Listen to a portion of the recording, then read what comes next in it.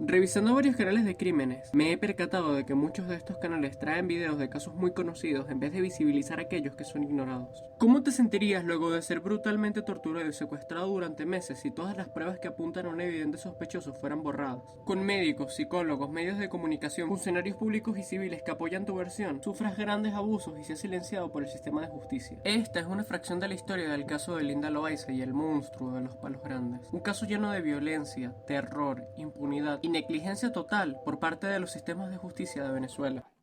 Y cada vez que mi hermana iba al cuerpo técnico policial a denunciar, las, las represalias del agresor venían más fuerte contra mí. Era sumamente, crecían las represalias, las agresiones aumentaban. Ya yo pedí a Dios que mi hermana ya no fuera más a denunciar porque sentía mucha tristeza, mucho dolor por lo que me estaba pasando. Linda Loaiza López Soto tenía 18 años y provenía de un origen familiar humilde. Vivía en el interior del país, en un estado montañoso y bastante frío llamado Mérida, que se dedica principalmente a la agricultura, y justamente de esto era lo que se dedicaba su familia. Ella y su hermana Ana decidieron irse de este estado a la capital para intentar ser veterinarias y conseguir un futuro mejor para sí mismas y su familia. Al otro lado de la historia tenemos a un hombre de 35 años en aquel entonces llamado Luis Carrera Almoina, nacido en el seno de una familia de intelectuales con poderes políticos, sociales y económicos, al que los medios de comunicación apodaron el monstruo de los palos grandes, y en pocos minutos conocerán el porqué.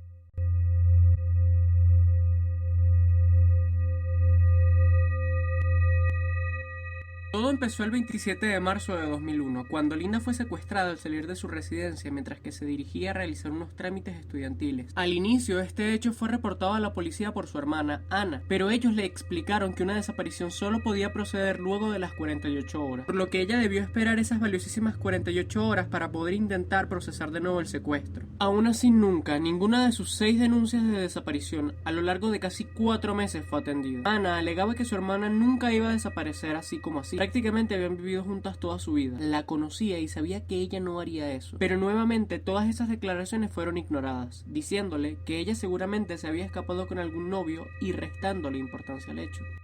¿Cómo se enteró de la desaparición de su hermana? Eh, no llegó a casa. ¿Y qué hizo usted? Me angustié mucho, muy preocupada, ¿verdad? Esperar. ¿Qué hizo después? El día siguiente me dirigí hasta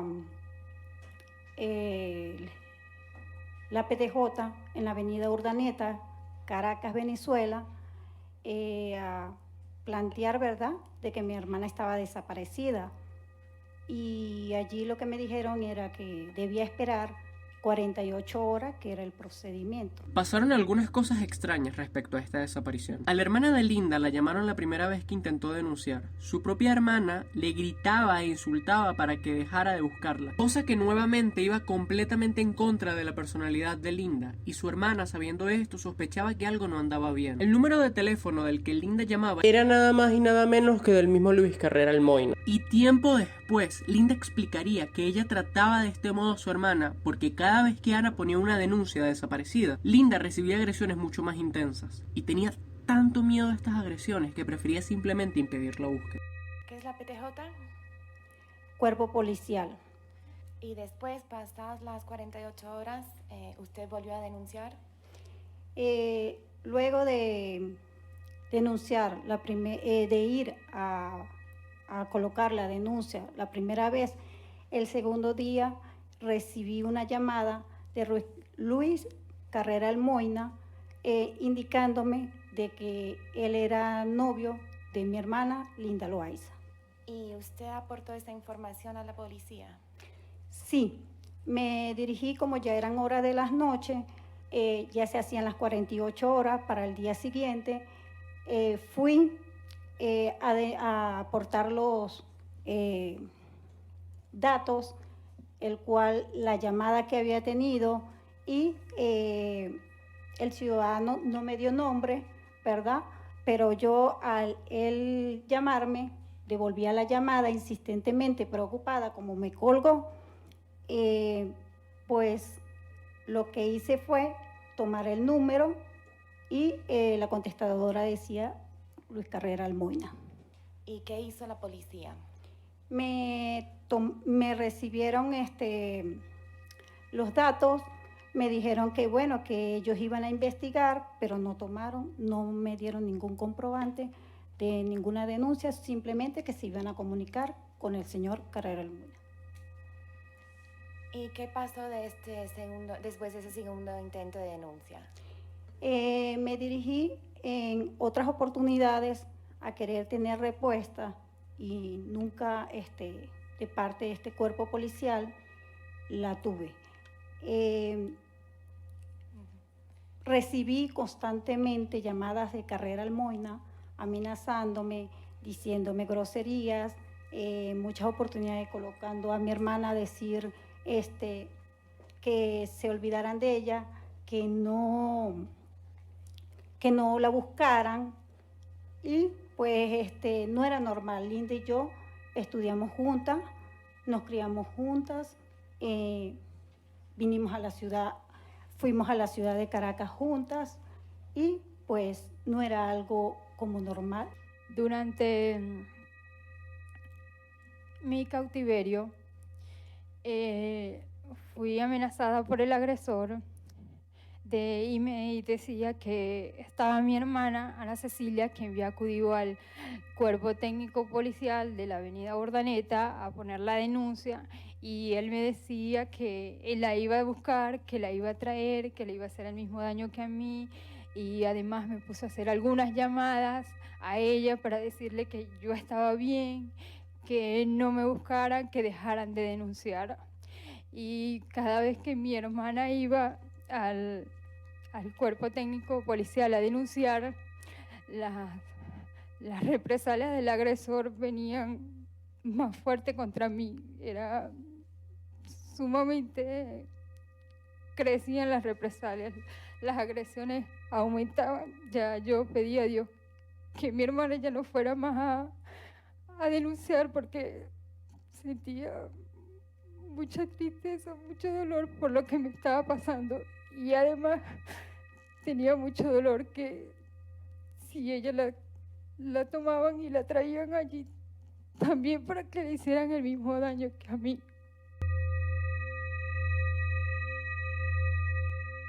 El día que fue encontrada fue el 19 de julio en el sector de Los Palos Grandes. Su captor Luis no la había amordazado, puesto que consideraba que ella ya estaba muerta o a punto de morir. En una de las llamadas telefónicas que él sostuvo con su padre, se dio a entender que él iba a buscar unas bolsas negras porque Linda ya no le era de utilidad para él. Pero cuando se fue, ella esperó un tiempo prudencial y con las pocas fuerzas que le quedaban, se arrastró en el estado prácticamente terminal en el que estaba al balcón, y allí empezó a suplicar ayuda, hasta que los bomberos, los policías y el dueño del apartamento se presentaron, y ella por fin, luego de esos 4 meses de tortura, tuvo que esperar horas a que la rescataran del departamento, y un par de horas más esperando a que las ambulancias la movilizaran al Hospital Universitario de Caracas. No tenía libre desenvolvimiento, siempre estuve sujeta por él, con esposas y amarrada. Comía lo que el agresor le sobraba y cuando él tenía voluntad de darme.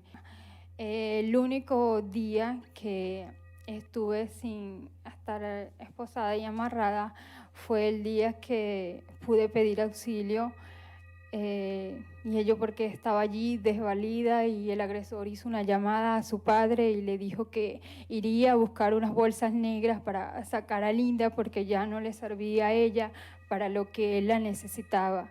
Y es allí que el agresor me deja tirada en una cama en el apartamento donde logran rescatarme posterior, y no sé cuánto tiempo pasó realmente, pero pude arrastrarme hacia un ventanal y pude abrirlo, y allí grité y los vecinos escucharon y llamaron a la policía y logran hacer el rescate. Eso ocurrió el 19 de julio del año 2001. Exámenes forenses practicados revelaron hematomas en los párpados con desvío del ojo derecho, triple fractura de mandíbula, traumatismos cráneoencefálicos, fractura de costillas, marcas de quemaduras en la piel por cigarros y otros, deformidad en los labios, mordeduras en las mamas, desgarramiento de la matriz y un ovario, lesión tumoral del páncreas y graves alteraciones psicológicas. Ella permaneció más de 6 meses hospitalizada, tiempo en el que se debió someter a 15 cirugías. Una de las cosas de las que se habló en un juicio posterior es el hecho de que cuando Linda fue encontrada, todos sus dientes bailaban. Por esto ella tuvo que someterse a cirugías bucales, a varios años de ortodoncia, a ayuda psicológica profesional hasta la actualidad y a una operación de reconstrucción vaginal, entre otras. Esto nos quiere decir que sin importar lo que los médicos hicieran por ella, más nunca iba a poder hablar con la misma propiedad con la que ella estaba acostumbrada. Ella nunca iba a poder quedar embarazada, nunca iba a poder borrar todas las cicatrices que le hicieron, todo lo que Luis le privó a Linda de vivir.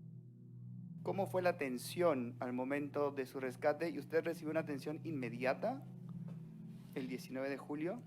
El 19 de julio era aproximadamente como las 5 o las 6 de la tarde cuando logré pedir auxilio y la policía llegó allí.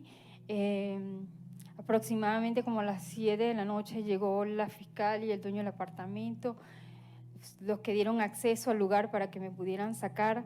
Y luego de allí pasó mucho tiempo, me tuvieron allí mucho tiempo y me llevaron en una ambulancia, el cual duró mucho tiempo para llegar al hospital donde me trasladarían. La fiscal Capaya Rodríguez, que fue quien estuvo durante ese proceso del rescate, yo le preguntaba durante el trayecto, le decía que estaba muy dolida, que quería llegar y me decía que vamos a llegar, que ya vamos a llegar. Y después duré mucho tiempo en la ambulancia esperando para ingresar al centro de atención médica y me ingresaron al hospital el día 20 de julio a las 3 de la mañana. En la primera entrevista que me hace el médico, me tenía frente a su escritorio y le pregunté qué día es hoy y qué hora es hoy, porque estaba un poco desorientada de todo lo que había vivido, y me dijo, hoy es 20 de julio y son las 3 de la mañana. Mi proceso de recuperación desde ese 19 de julio ha sido bastante difícil, traumático, irremediable. He tenido unas 15 cirugías. En una oportunidad operaron, al llegar al hospital ese día 20 de julio, me hicieron una laparoscopia exploradora, preemergencia. Luego fui sometida a una operación por triple fractura de la mandíbula. He tenido 2 operaciones en mi ojo derecho por catarata traumática, la reconstrucción de mis pabellones de las orejas, la reconstrucción de mi nariz, por fractura en el tabique y el auricular. He tenido un tratamiento de ortodoncia durante largo tiempo. Adicional, he tenido 2 operaciones en el páncreas por un pseudoquiste traumático. He tenido una reconstrucción vaginal y durante todo este tiempo he estado sometida a tratamientos psicológicos y psiquiátricos para al menos recuperar mi estado. Estas fueron todas las cosas contra las que Linda debió luchar nada más para poder intentar retomar una vida normal. Pero su lucha estaba apenas por empezar. Una lucha contra el peor ser humano que había conocido en su vida y contra todo el sistema de justicia de su país.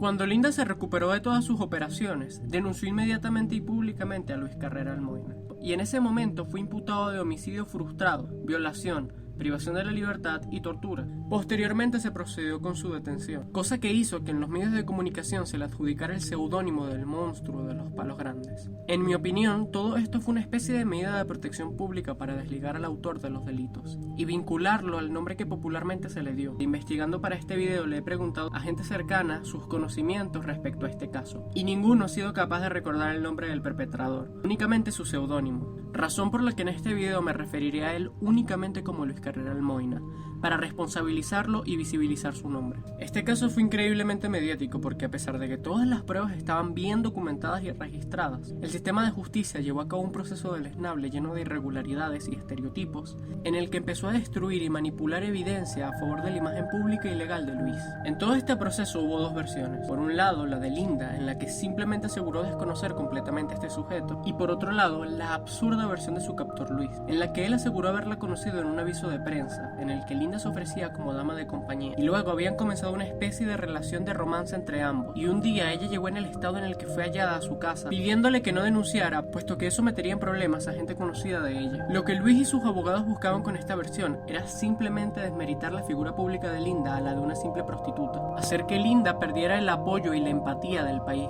Preguntando en muchos casos los conocimientos de la gente acerca de este caso para hacer este video, me encontré con que muchas veces las personas simplemente describían a Linda como una prostituta, a la que Luis le había hecho cosas muy horribles. La versión de Luis hizo en muchos casos que las personas dudaran de Linda y de su condición de víctima. Aunque aún si hubiera sido una trabajadora sexual, eso bajo ningún contexto justifica sus agresiones o los delitos de Luis. Desde que empezó el juicio en 2002, este fue prorrogado por 2 años mediante las influencias de este agresor y su familia. Y durante este tiempo en el que no se dictaba ninguna sentencia, él recibió la medida de casa por cárcel. Linda, impotente, viendo cómo no avanzaba el caso, tomó la decisión de iniciar una huelga durmiendo en una colchoneta, enfrente de las puertas del Tribunal Supremo de Justicia del país. Indignada, pero exigiendo justicia, a pesar de la situación física de la que aún intentaba recuperarse, porque más de 58 jueces rechazaron el caso. En 2004, y gracias a la huelga de Linda, una jueza aceptó el caso, la jueza Rosa Cádiz, quien eximió de cualquier responsabilidad a Luis Carrera, y no contenta con esto, inició un proceso en contra de Linda y su familia, arguyendo que ellos tenían una supuesta red de prostitución. ¿Cómo te sentirías si luego de 2 años exigiendo al sistema de justicia que simplemente reúna todas las pruebas y meta preso a tu agresor, el sistema de justicia únicamente ignore tu caso, ignore las pruebas, tú debas dormir en la calle, enfrente de una institución que está para ampararte a ti y a tus derechos humanos, y una vez acepten tu caso, lo desestimen arguyendo cosas tan indignantes como que la sangre que estaba presente en todas las paredes era menstrual, insultando completamente tu dignidad? Simplemente había ganado la más absurda de las impunidades. Luis en ese momento dijo lo siguiente: se hizo justicia. Aunque pasaron 3 años y medio para que se descubriera, ella llegó a mi casa agredida, pero no lo denuncié porque ella no quería implicar a las personas allegadas. Mientras tanto, Linda, indignada más no poder, afirmó lo siguiente: la decisión está completamente fuera de lo legal, porque allí están comprobados los delitos. En Venezuela los derechos de la mujer no existen, pareciese que no tuviesen valor. Hay un acontecimiento agridulce, puesto que Luis no quedó en total impunidad, pero nunca pagó efectivamente por todos los delitos que le hizo a Linda, y posiblemente a muchas más chicas. Linda varias veces en el juicio afirmó haber escuchado en llamadas de teléfono del propio Luis que no había sido la primera y que no sería la última. Encima también explicando que posiblemente el padre de Luis, Gustavo Luis Carrera, y su familia estuviesen implicados en los delitos, intentando borrar las huellas y conseguir la impunidad para Luis.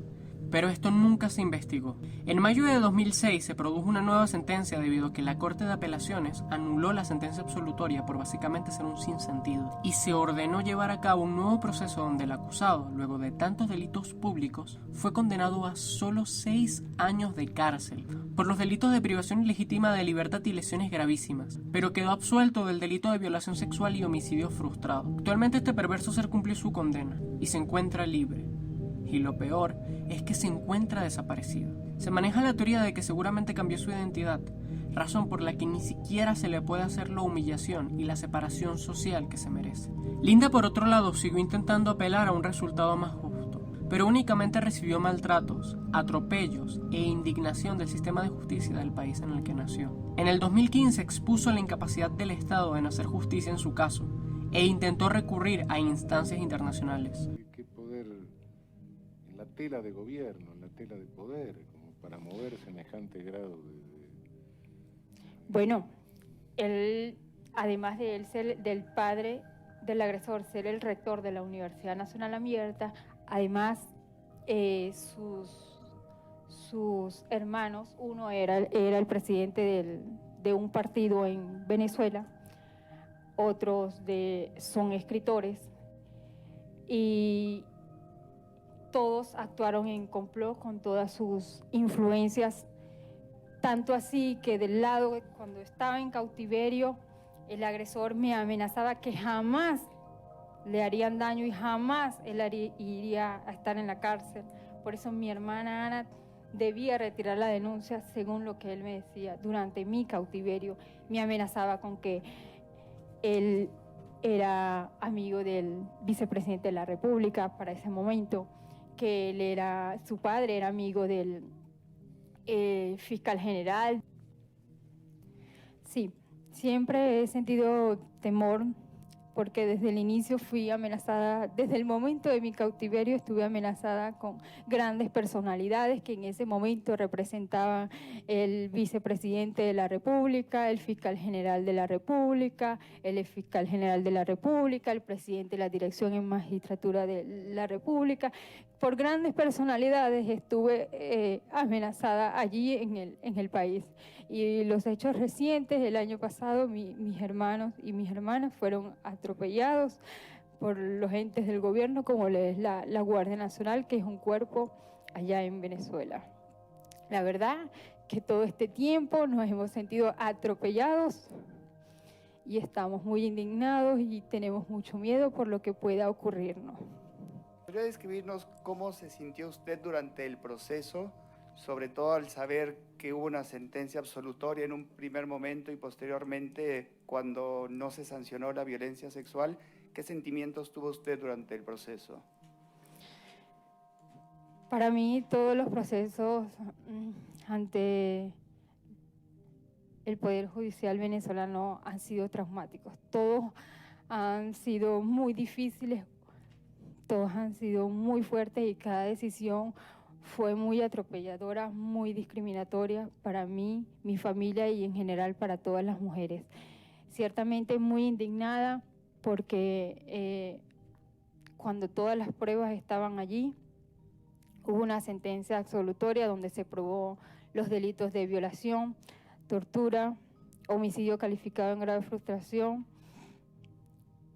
y no había culpables. Posteriormente me encuentro con que hubo una sentencia que condenó solo los delitos de privación ilegítima de libertad y lesiones gravísimas.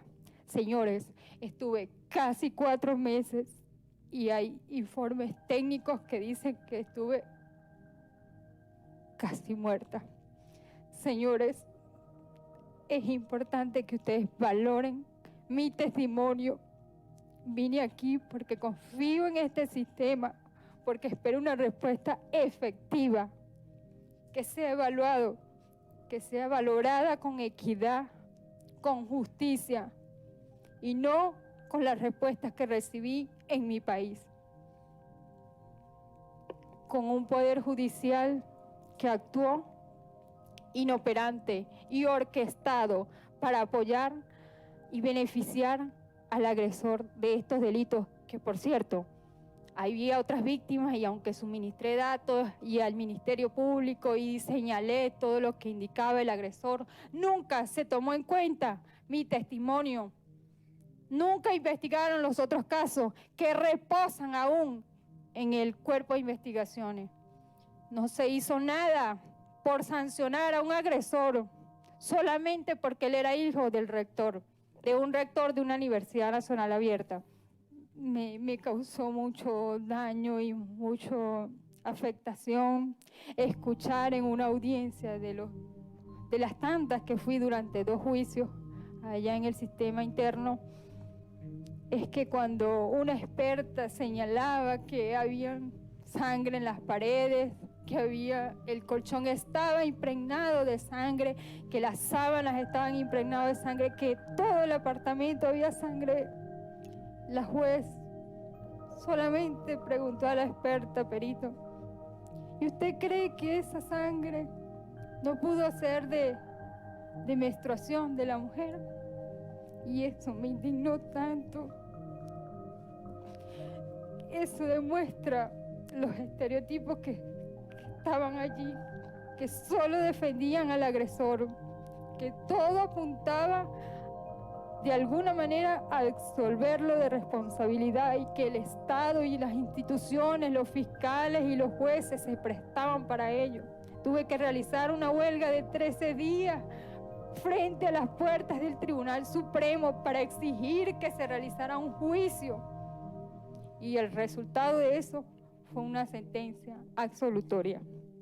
todos los delitos se probaron, pero hubo una sentencia absolutoria, porque el agresor no querían condenarlo, no querían sentenciarlo, no querían darle esa responsabilidad, porque al parecer para ellos significa algo muy sagrado y esa familia no se podía sancionar. Y así me lo hizo ver la fiscal durante todas esas entrevistas del proceso de investigación. Es momento de hacerles mención de un dato importante. Y es que, como sabrán, Linda había ido a la capital del país deseando graduarse de veterinaria. Pero luego de este evento que le cambió para siempre la vida, ella decidió convertir su impotencia en una oportunidad para otras mujeres. Una oportunidad para que no tengan que sufrir lo mismo que sufrió ella. Abandonó la idea de estudiar veterinaria y se graduó de abogada. Cursó una especialización en Derecho Internacional de los Derechos Humanos, otra en Derecho Humanitario y una tercera en Derecho Penal Internacional. Estudios que le permitieron denunciar a Venezuela en la Corte Interamericana de los Derechos Humanos, buscando la retribución moral, social y económica que su país nunca pudo darle. Y los clips de esta denuncia los han estado viendo a lo largo de este video. Sí, Linda. A continuación quisiera preguntarte sobre las actividades que has realizado en tu vida personal y profesional. La pregunta específica es si has llevado a cabo actividades por la defensa de los derechos humanos de las mujeres en Venezuela para buscar justicia en tu caso y en otros. Evidentemente, mi voz aquí en esta corte es la voz de muchas mujeres que en Venezuela y que en América Latina han estado en silencio. Muchas mujeres que no han tenido la oportunidad de denunciar los hechos de violencia de las cuales han sido víctimas durante años. Ciertamente, indignada por el acceso a la justicia en mi país, me vi en la necesidad de estudiar Derecho para que fuera un instrumento en mi defensa por mis propios derechos y por los de muchas mujeres. Allí estudié Derecho, me gradué, realicé un posgrado en Derecho Internacional de los Derechos Humanos y sí, creé una fundación para la prevención y la investigación de casos de violencia contra la mujer y además he realizado permanentemente actividades que se relacionan con la protección y defensa de los derechos de las mujeres. A lo largo de este juicio, Linda y su hermana explicaron todas y cada una de las injusticias que vivieron por parte del sistema de justicia venezolano, al intentar únicamente buscar compensación por todo lo que tuvieron que pasar. Este juicio tuvo un buen final para Linda, quien luego de prácticamente 20 años exigiéndole justicia al mundo, consiguió la justicia que buscaba. En la resolución se estableció una retribución económica de aproximadamente $230,000 para ella, su familia, ONGs relacionadas y todo el gasto penal. Además se responsabilizó a Venezuela por todos sus incumplimientos sistemáticos a lo largo del proceso en contra de Luis Carreral Moyna. Se exigió que Venezuela públicamente se responsabilizara de esto e implementara medidas de corrección para crear un sistema de justicia sin impunidad, que respete los derechos humanos y abogue por las víctimas, que buscara a todos los funcionarios públicos que tuvieron una participación en este caso y fueran investigados, y entre otras cosas que se crearan programas para concientizar a la juventud con el nombre de Linda Loaiza. Actualmente Linda sigue buscando justicia, perteneciendo a ONGs y luchando abiertamente en contra de la desigualdad y por los derechos de la mujer. Recientemente, junto a Luisa Kislinger, sacó un libro titulado Doble Crimen, Tortura, Esclavitud Sexual e Impunidad, en el cual Linda relata todos los acontecimientos narrados en este video. Muchas gracias por haber visto el video. La verdad es que llevo muchos años intentando entrar en esto de YouTube y durante mucho tiempo me pensé qué tipo de contenido hacer. Muchas veces tuve ideas que descarté por considerar estúpidas, pero luego de mucho tiempo me di cuenta de que simplemente tenía que llevar a cabo las ideas que tenía y ya. Y esta era una de las ideas que más me gustaba, narrarles los casos ocurridos que para mí sean más interesantes, entre otras secciones que me imagino yo iré haciendo a lo largo de este canal, el cual honestamente espero yo pueda seguir llevando a cabo durante mucho más tiempo. Si el video te gustó, agradecería que por favor compartieras, te suscribieras, le dieras like y todo eso, y que estés pendiente de mis próximos trabajos. Adiós.